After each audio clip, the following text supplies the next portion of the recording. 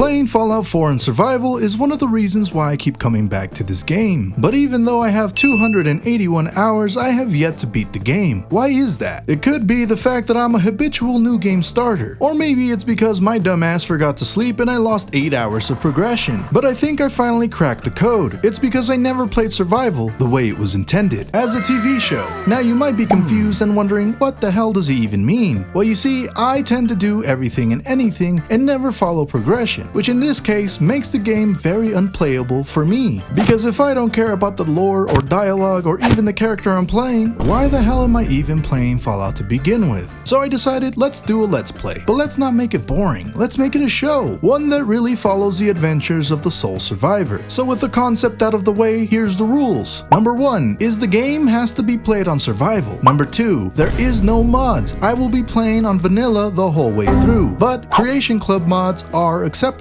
which means I probably have to spend money. So if you enjoy this video and want to support the series, please don't forget to comment, like, and subscribe. Number 3, make it fun and cinematic so the viewers aren't bored to shit. And lastly, have fun, explore, learn the lore, and get to meet the world of Fallout 4.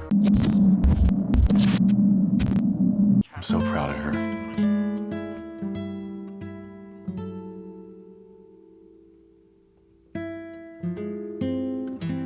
I'm not going far. I'll just be over there. I'm not giving you Sean! At least we still have the backup.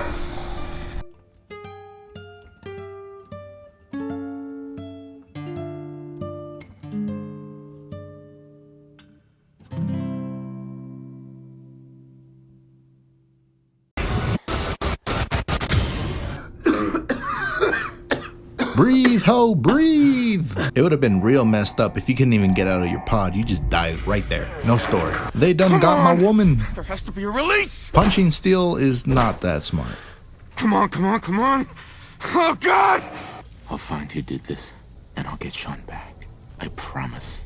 As we awaken from the cryogenic pod, John, the sole survivor, has come to realize that the nightmare he had was in fact all true. His wife Nora had been shot by a bald man with a scar, and their child had been stripped away from her arms. Cold and discombobulated, we begin to notice our surroundings. Vault 111 was considered to be our safe haven, and yet looking around, dead frozen bodies litter the pods. Everything was crashing down rather quickly, but instead of losing our minds, we take this time to go investigate the monitor. There we learned the inhabitants of each pod has died due to asphyxiation. The only ones who hadn't had been Nora, Sean, and myself. But there was something rather strange. You see, Nora and Sean had an engaged override, which makes sense as we had seen the two people who had come in to take them away. But as for myself, there was a remote override with no one to greet us. Seeing as there's giant roaches, I thought it would be best to pick up a security baton. We quickly make our way into the security room. There we learned the truth about Vault 111. You see, Vault 111 was actually designed to test the long-term effects of suspended animation on unaware human subjects. As a matter of fact, every single staff member was in on this project, to a varying degree. As for Vault Tech, they did not spare anybody from their cruel hands. Any insubordination or interference with Vault operations were capital offenses, and security staff was authorized to use lethal force. But don't feel too bad for anybody, for you see, anyone who wasn't supposed to be in that vault was detained and later disposed of. If things couldn't get any worse, it turns out that the research team was actually not allowed to do any life-saving intervention and was only permitted to do so if greater than 80% of the resident population had perished while in cryogenic suspension. But hey, at least independent research is encouraged, right? Vault-Tec, being the assholes that they are, gave everybody a sliver of hope. You see, following the event of a nuclear disaster, Vault-Tec was going to monitor the outside, and once they deemed it safe, they would give the all-clear notice. But this was only to happen under the overseer's discretion. The only thing that they asked was that the residents who were in the cryopods were to not be disturbed or evacuated, as Vault-Tec itself would attend to their needs. So why was it a bad idea to leave it to the overseer? Well, the problem begins with the fact that if there's an absence of the all-clear message, it is up to the overseer to elect the evacuation of staff after a mandatory 180 days of shelter. Seeing as the vault wasn't a ginormous one and there wasn't really a way to get more food or water, well, you can only imagine just what was going to happen. Perhaps this was a side project that Vault-Tec wanted to enact. Following my hypothesis, we get to truly see what the inhabitants of Vault 111 were going to say during their time in containment. These were some of my favorite quotes and what I deem to be the most important ones. Now it's just us and the icebergs. I don't get it. Eggheads tried to explain to me that keeping them frozen is a big experiment for a better future or something. I don't know, it just doesn't sit right with me, as we're smiling at them all this time before putting them on ice. Shouldn't we have told them something? Christmas Underground. Everyone was together, but not the science team. I don't get them. They're hiding something from us. Maybe a company secret, only for the higher-ups? Whatever. Just a few more months until the all-clear is supposed to come through. Everyone's getting stir-crazy. People are saying the all-clear signal is never coming. We can't stay here much longer, that's for sure. The Overseer keeps telling everyone to be patient and to focus on work, but he's definitely keeping everyone out of the loop. The main door accessing Vault exit is malfunctioning, and the only way is through the Overseer's tunnel. How convenient. Everyone was invited to the meeting tonight. Support staffers and security only. Sounds like I'm not the only one with an axe to grind. There is no all clear from Vault Tech. I almost murdered Stanley for dropping a damn salt cracker on the floor. A handful of us confronted the Overseer. We never knew a man so small could shout so loud. He had locked himself in his office with the rest of the science staff. We were supposed to hand over our food and weapons and medicine by tonight, or there was going to be consequences. But I talked to everyone. It was time. One way or another, we are getting out of this vault. Based off of the entries, it seems that a few months had passed. But if that's true, where is everybody? Smack the roach. Ugh, disgusting. Giant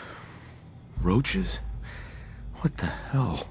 Oh god, dude, I'd be terrified of that. So the only form of entertainment was on a little monitor where you could play the Red Menace game. Thing is, if productivity fell, the Overseer would take it away. Ain't that something? The top players were Rick and Tim. Damn, I wonder if I can get the score. Now's not the time to play video games, but I will take it with me. So who wants fried roach? Actually, never mind, kill the roaches. Where is everyone indeed? From what we see, it seems that the Vault resident was trying to shoot his way out of this spot, considering there's holes on the floor and wall. But for there to have been a skeleton, there had to have been a lot of time passed. I'm not gonna lie, I almost had a heart attack with his damn roach jumping like that. Well, evidence suggests that the Overseer's office was in fact breached by the security team and support staff. Considering all the bullets on the wall, the fact that the skeleton is on the ground with the chair, and the open cages with the guns that they left behind. This was a perfect time to learn what the Overseer received. And boy oh boy did we learn quite a bit. First off, it seems that the staff was expendable, as told by Vault Tech. I mean, at this point it really shouldn't come as a surprise. The Overseer had a dream of his own. He wanted to create cryogenic freezing on a portable on-demand form, and his latest attempt was named the Cryolator, which is behind this master lock. It is cool that the Overseer is rather smart. I mean, let's be honest, through using the chemicals and supplies, he really tinkered a badass weapon. As I read through the logs, it did come to my attention that the man was rather optimistic for the people who were put in cryogenic stasis. You see, if he could have it his way, he would have loved to have joined them. Being able to jump years into the future, it excited the man. But nevertheless, he was the Overseer of the Vault. And as such, he knew more than anybody that even after the 180-day mandatory shelter period, it was insane to exit the Vault. The radiation would have been too much, frying everyone in the Vault. Though he tried to keep everything under control, it quickly spiraled out as a faction led by the security personnel had turned on him, demanding to leave the Vault. But he knew everyone was going to die if they did. In a last-ditch effort, he decided to consolidate the remaining supplies and putting the staff on lockdown, going as far as to start prioritizing who deserves what little food was left. He felt as if he had been too generous, but this time if people didn't like it, well, he was willing to have less mouths to feed. And that was basically the entire story of Vault 111. We kept going through the tunnels, ran into a couple more rad roaches and dispatched them rather quickly, saw the final scene between the scientists and the security staff. It seemed that they had made their way past the Overseer's office all the way to the Vault's exit. Unfortunately, everyone killed everyone. Sure, it might be anticlimactic, but it is kind of ironic as well, because in an effort to save themselves, everyone quite literally did the opposite. Wait a minute, with this realization, things don't make sense anymore. Because if everyone's dead, how did that man and that lady enter the Vault? And they sure as hell did not look like any of the staff. Too much thinking, my brain hurts. We try hitting the big shiny red button, doesn't allow us, tells us that we need a Pip-Boy. And well, look, it's on the ground. So we take it off the skeleton hand, make it ours, lot of beep bop boops. And with that, we wrap up Vault 111. Can you believe that this is only the beginning of our video? By the way, this was the starting attribute that we had decided on. This took countless hours of research and gameplay to figure out what the best start for me would be. The special perks ended up as a 3116377. It'll all make sense later on. That's bright. Goddamn, that's bright. There wasn't really a good reason lore-wise as to why I can see my ammo count, health, and a bunch of quests, so I just said, you know what, somehow the Pip-Boy connected into me as well. I don't know, it is what it is. One day we'll do a no HUD run, how about that? I stood there seeing the ruins of my old home. To me it felt like everything just happened, but to the world, time had been moving forward. But we still have to investigate. Is that Codsworth? There he is, good old Codsworth. Ah yes, my butler robot, you gotta love him. Unfortunately, Codsworth is a bit confused because even though we mentioned that our wife was killed and Sean was kidnapped, he keeps making jokes. The biggest bombshell, no pun intended, was the fact that it's been over 200 years. 200, goddamn. 200 years? What? That means you're 2 centuries late for dinner. And our robot buddy keeps making the funnies. It isn't until we ask him what's going on when he finally opens up. Codsworth, you're acting a little bit weird. Oh, sir, it's been just horrible. I spent the first 10 years trying to keep the floors waxed, but nothing gets out nuclear fallout from vinyl wood. Nothing! Who knew robots could have PTSD? When Codsworth finally pulled himself up by his bootstraps, we went off together to see if there's any remaining survivors. There was not, just a bunch of bloatflies, which disgusting by the way. I do gotta say that I must have been insane to hire a butler with the flamethrower, but we do live in a crazy time. What about the city? Concord is nearby, and, well, the people there have only shot at me a few times. There's still people alive in Concord?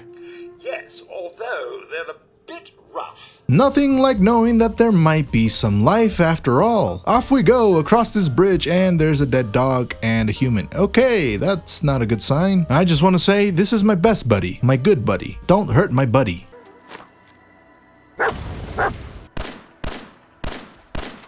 Nice. What the hell is this? Look at these ginormous mosquitoes, good lord. The moment I heard gunfire, my gun gets pulled out. Yo, psst. On her. Off of me! Don't quit, do ya? Oh. On him.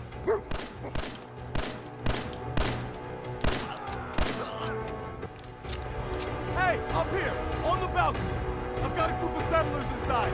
The raiders are almost through the door. Grab that laser musket and help us, please! Hey, we completed our first mission, out of time. This wouldn't have been survival if I didn't begin to loot. Now you may have noticed I hadn't looted before, and that was because, well, there was no reason for him to pick up junk. But now we're surrounded by a bunch of dead bodies, and they possibly have some good ammo, weapons, and or armor. And we're gonna need everything we can get in order to survive. The man up top told us to take the laser musket, which we happily obliged. Oh, you may not know this, but we decided to go with Idiot Savant as our first perk. The moment we leveled up, we hit up Lone Wanderer. Idiot Savant gives you bonus XP for just about every action you do, which we will need. Meanwhile, Lone Wanderer increases my weight carrying capacity and lets me take 15% less damage. And we headed in ready to face the other raiders. I'll be honest with you, my aim is impeccable. Hey. Always pick your corners, buddy.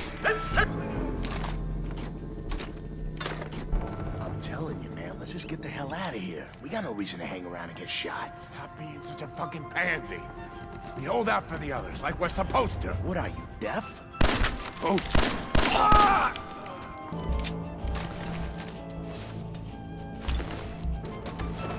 I'm coming in there, and I'm gonna skin every last one of you. And when I have a chance to use a brand new weapon, you know I'm gonna take it. You hear that? I gotta go take a little walk. I'll be back. You'll be dead. What? Whew. Just John Wick the shit out of them. As we pillaged the corpses, we did manage to get a full set of leather armor. Man, I don't know who you are, but your timing's impeccable. Preston Garvey, Commonwealth Minuteman. You heard it from the man himself. Preston Garvey is part of the Minutemen. He first led a group of 20 survivors, but over time, the numbers dwindled, and now there is only 5. Preston also informs us about the feral ghouls. Yeah, I mean, my character doesn't know shit, so this is great information. Anyways, Preston thought that Concord would have been safer, but it turns out the raiders had other ideas. Luckily for us, we have the power of anime and Todd Howard by our side. You see, Sturgis lets us know that there's a vertebrate crashed up top on the roof, and it turns out the previous passenger left his power armor. Inside that baby, super is the new normal. You'll be stronger, Tougher, resistant to rats? Get the suit. You can rip the minigun right off the vertibird. Do that, and those raiders get an express ticket to hell. You heard the man. That's enough convincing for me. Let's go get that fusion core. Lost. Wow. I got it the first try. Say less. That's luck right there. Fusion core, baby. Close the Atomic Command holotape game. Nice. One of the reasons why I love Fallout 4 is we have legitimate crackheads who are wizards. She's also the one who lets us know that the dog's name is Dogmeat. Apparently he's a free spirit and no one controls the dog except me now. Anyway, the Cracky has the power of the sight, which lets her see things from the past and future. Much to my dismay, suddenly the sight didn't work for me. Well, at least I know something bad's about to happen. I'm tired now. I know. Why didn't you take the perception bobblehead? Well, just give me a minute, alright? Give me a minute. I have a reason. Personal log. United States Army Staff Sergeant Michael Daly. This past Saturday, October 23rd, while en route to West Stockbridge, a vertibird crashed into the roof of this museum. The cause? EMP following nuclear detonation. Several, in fact. From the intel I've gathered, this was a global event. The co-pilot was killed on impact. Pilot died of his injuries a day later. Day after that, Flaherty and Canower were shot by some scared, desperate survivors. Then Brzezinski took off running. Haven't seen him since. Now, it's my turn to go AWOL, if that concept even applies anymore. My armor's fusion core is burned out, so I guess my soldering days are done. I'm heading to Boston, on foot, to see if my sister survived all this. She's got an apartment on Boylston Street. This is Mike Daly, signing out. Good luck. And God bless America. Or what's left of it. Did we just massacre a crap ton of raiders? Yes I did. I also did it while we were hearing that recording, which I'm gonna be honest, I wonder if that guy ever found his sister, and also, how the hell is he alive? I would have thought the radiation would screw everybody over immediately, but perhaps it took longer than that. Somehow, out of all the dead bodies, I found out that one has a name, Gristle, and we ended up taking the Corvega storage key. You will bow to your king. That's how I really felt while being in his power armor. I was drunk with power, but Garvey brought me back to reality because he wants to be friends, and I mean, I don't really want to be mean. He ends up giving me some fusion cells, and what I can only assume is this world's currency. Bottle caps, because why not? Remember the old grandma with the visions? Well, she's having one, or a stroke. Regardless, turns out that she's kind of right, and I don't like it. But hey, when you don't have anything besides a crackhead telling you your fortune, you might as well listen. This time we struck gold, cause she actually has some powers, and she lets us know that we should head over to Diamond City. I end up getting recruited to help everybody reach Sanctuary safely. Not before they fight though, which this is actually really entertaining. Safe to move out. We're heading for that place Mama Murphy knows about. She knows about it? You mean she had one of her visions while she was stoned out of her gourd? Damn, and now you get that want us bitch. to just head out on another wild goose chase based on no better plan than Mama Murphy saw it?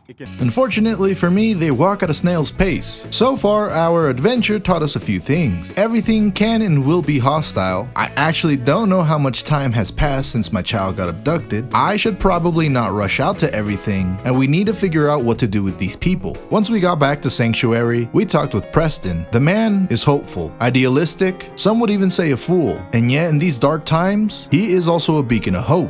As we talked about the old ruins of Sanctuary, I ended up mentioning that the place was nothing but an old ruin, but to Preston, it was a place full of hope. You had to look past the exterior. In doing so, it really opened my character's eyes. We should strive to survive, not just crumble and fall. Unfortunately, we actually can't hear the audio because this happened.